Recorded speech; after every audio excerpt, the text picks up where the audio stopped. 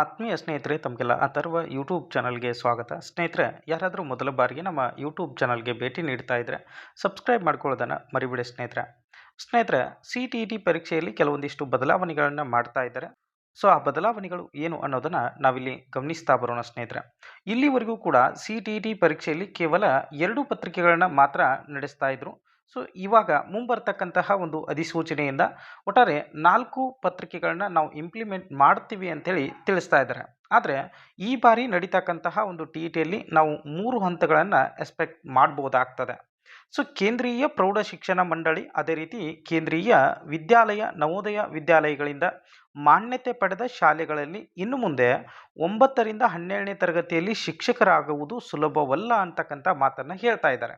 So ಯಾಕಂತಂದರೆ 9ರಿಂದ 12ನೇ ತರಗತಿಗೆ ನೀವು ಪಾಠವನ್ನು ಮಾಡಬೇಕಾಗಿತ್ತು ಅಂತಂದರೆ ಸಿ ಟಿ ಇ ಟಿಯನ್ನು ಕ್ಲಿಯರ್ ಮಾಡ್ತಕ್ಕಂಥದ್ದು ಕಡ್ಡಾಯವಾಗಿದೆ ಅಂತಕ್ಕಂಥದ್ದು ಇಲ್ಲಿ ಅವ್ರು ತಿಳಿಸ್ತಾ ಇದ್ದಾರೆ ಸ್ನೇಹಿತರೆ.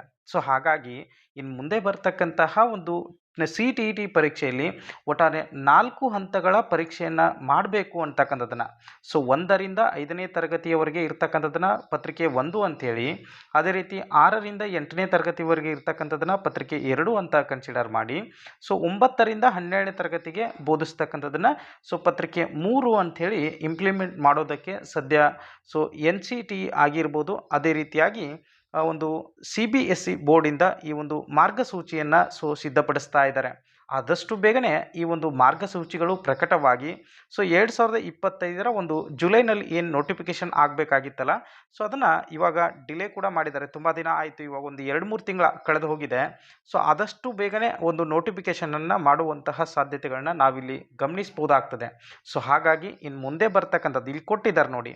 ಸೊ ಈ ಒಂದು ಮಾರ್ಗಸೂಚಿಗಳನ್ನು ಹೊರಡಿಸಿ ಈ ವರ್ಷದಿಂದಲೇ ಸಿ ಟಿ ಇ ಟಿ ಪರೀಕ್ಷೆಗಳನ್ನು 3 ಹಂತಗಳಲ್ಲಿ ನಡೆಸಬಹುದು ಅಂತಕ್ಕಂತಹ ಮಾಹಿತಿ ಲಭ್ಯವಾಗ್ತಾ ಇದೆ ಸ್ನೇಹಿತರೆ.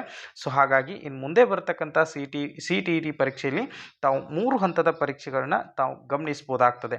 ಸೊ ಇದೇನಪ್ಪ ಅಂತಂದರೆ ಸಿ ಟಿ ಇ ಟಿ ಪರೀಕ್ಷೆಗೆ ಸಂಬಂಧಪಟ್ಟಂತಹ ಒಂದು ಹೊಸ ನಿಯಮಗಳು ಏನು ಅನ್ನೋದನ್ನು ನಾವಿಲ್ಲಿ ಗಮನಿಸ್ಬೋದಾಗ್ತದೆ. ಸೊ ಎಲ್ರಿಗೂ ಕೂಡ ಧನ್ಯವಾದಗಳು ಸ್ನೇಹಿತರೆ.